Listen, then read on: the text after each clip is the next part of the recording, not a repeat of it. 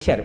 ఏ కారణం చేతనైనా బిడ్డలు కలగకుండా ఇబ్బందులు కలిగినటువంటి తల్లి పగడాల మాల అమ్మవారి పూజ దగ్గర పెట్టి ఆ పూజలో పెట్టినటువంటి పగడాల మాలని శాస్త్రీయంగా ధరించి 21 రోజులు ఒంటి మీద ఉంచుకుని ప్రత్యేకమైన పదార్థం ఒకటి ఉంటుంది, గోధుమని మధుర పదార్థంతో కలుపుతారు.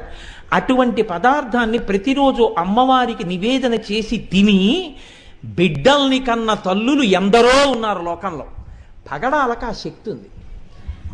బిడ్డలు కలగని తల్లులకు కూడా బిడ్డలు కలిగేటట్టుగా చేసి గర్భమునకు ఉన్నటువంటి దోషాన్ని తొలగించాయి.